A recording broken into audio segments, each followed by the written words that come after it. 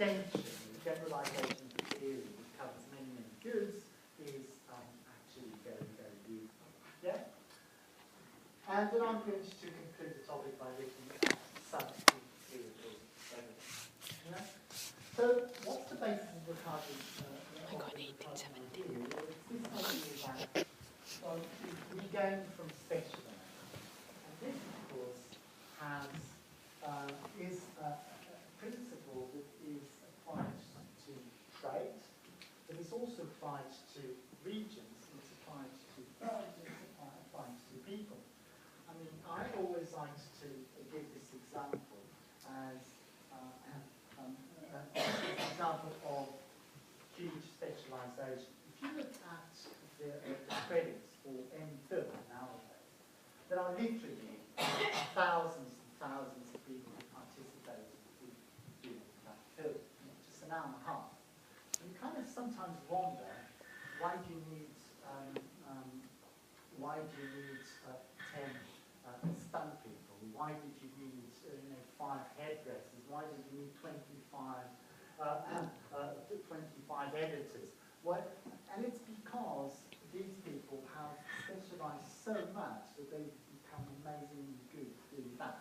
And because these guys want to come up with a good quality film, they're going to be willing to pay the services of this very specialized person. So it's about being able to do something very well, selling those services to people, and with the money you earn, you will be able to buy the other 99.999% of things that you really need. The nice thing about this is that, whereas in the past, when people did not specialize that much, lots of people really had to do so-called jack-of-all trades. You had to be able to farm and also to fix stuff and so on. Nowadays, because there's so much specialization, if you're just a graphic designer that can only do things on a computer, and no one would ever need that to survive, but if there's demand from people for your services, and you're going to be able to earn a salary with that, and then buy everything else, which is really the 99.999 that I was talking about percent.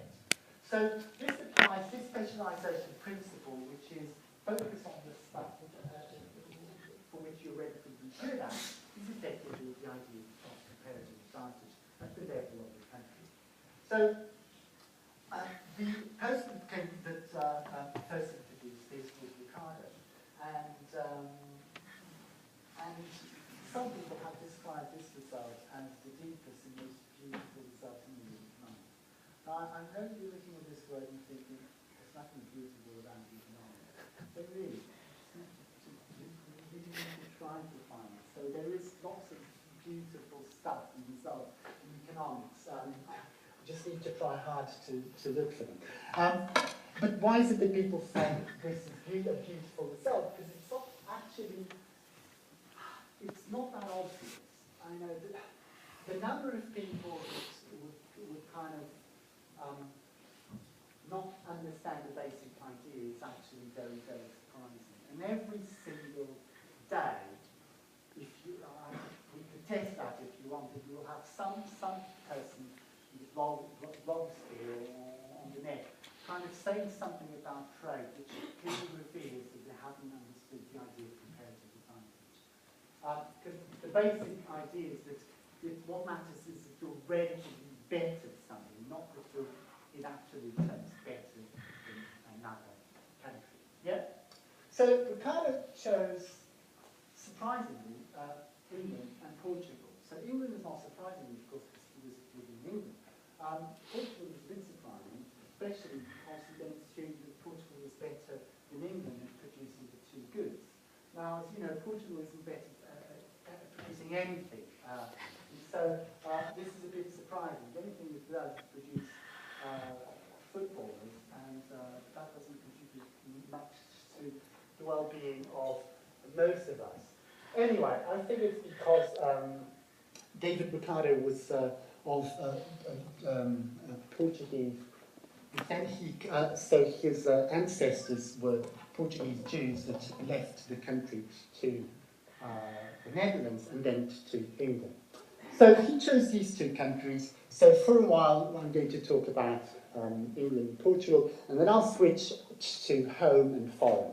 So you really want to make sure you're able to generalize this idea to any countries. So if you want, you can think of home as England and foreign as Portugal, but it could really be any two countries.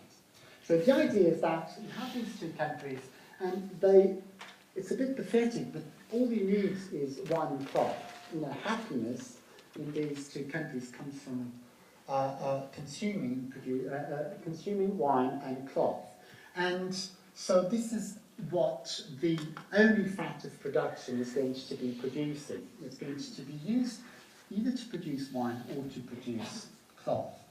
And so effectively, as I write in here, what this means is that the other factors, machines or a bit of land and so on, they're secondary and they're effectively ignored. Doesn't mean that you don't need them. The crucial fact of production is going to be labour, and most of the cost of producing the cloth and wine will come from the cost of labour. So the assumption in his example, and you'll get his example in several of the readings, his example is that Portugal was surprisingly better at producing cloth. Wine, of course, it goes without saying. If you've ever tried English wine, you know what I mean. Although there's some of it which is actually very good, but it's bloody expensive. So Portugal being better at wine, it goes without saying. Portugal being better at cloth, I'm not so sure.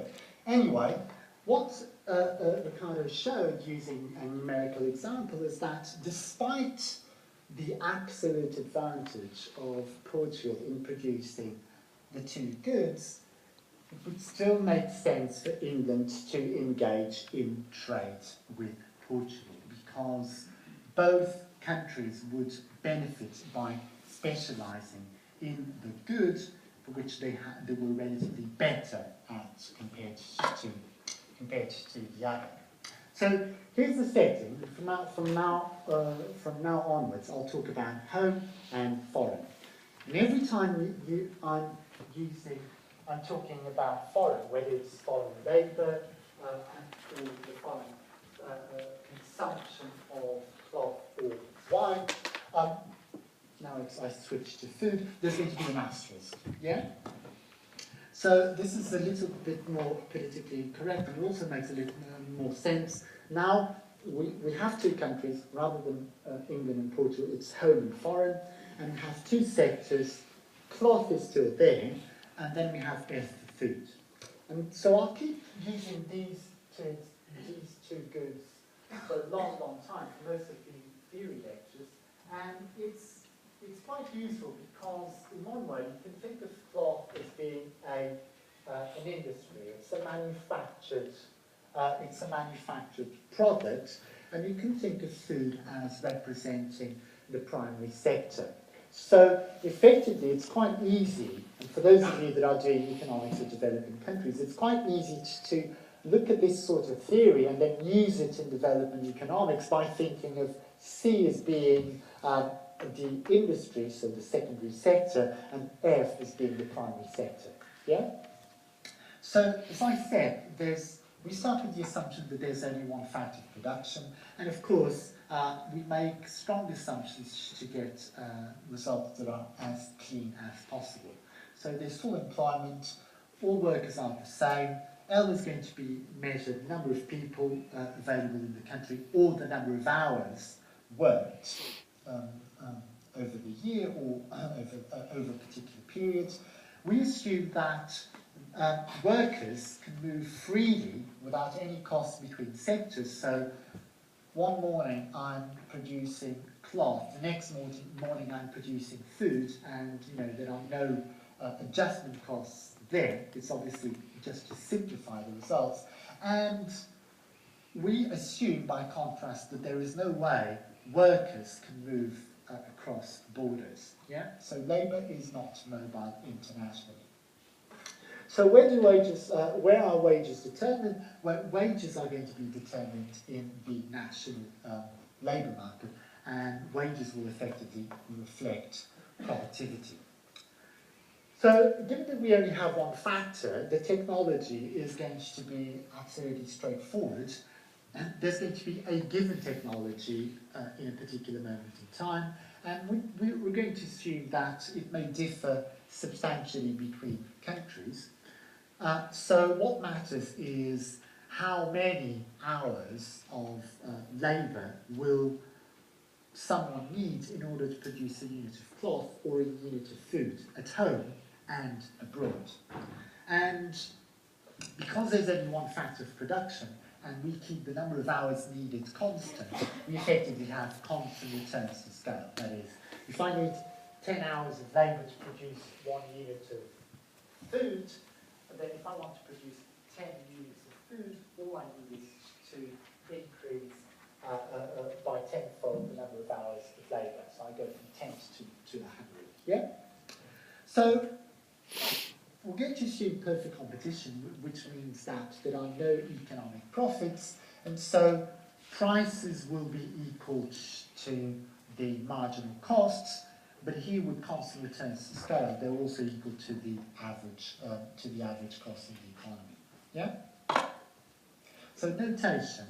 I think all of these are absolutely obvious, so I'm not going to mention them. So Q for quantities, QC quantity of cloth, P for prices, W for nominal wages, L for labour. These are the two ones that you need to bear in mind. So A, and I'm using this notation because it's also very similar to the notation you get in your textbook. A is going to be the labour, so the number of people, hours, needed per unit of production of cloth. Yeah? So in my example, AC was equal to, AF was equal to, I needed 10 hours or 10 workers to produce 1 unit of food. Okay, so we start, this is the standard approach to this, sort of saying, right, before we look at the advantages of trade, let's think about what these economies would look like if they were closed to trade. And these closed to trade, we just have this word that comes from Greek, which is autarky. Yeah? So under autarky, or with under autarky, that is, when the economy is closed, then we would have a certain equilibrium.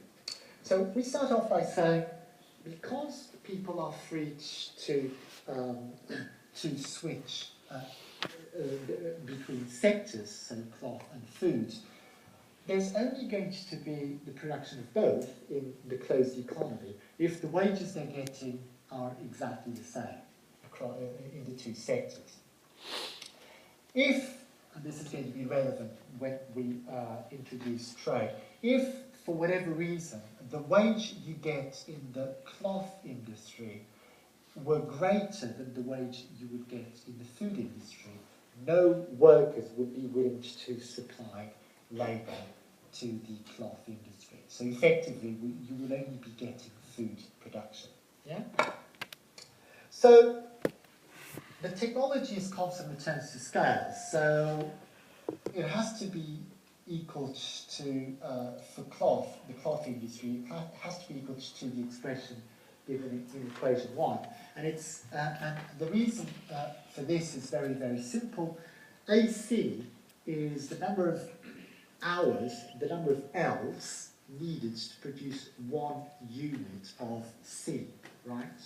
So if I now want to ask how many units of C are going to be produced in 1 hour, I need the inverse. Yeah? So if I need 10 hours to produce 1 unit of C, then 1 hour of labour will produce 1/10 of a unit of C. Is that all right? So if I have LC workers in the cloth industry, then how many units of cloth will I be able to produce? Well, given that each worker produces one of the AC units, I will get this amount. Yeah?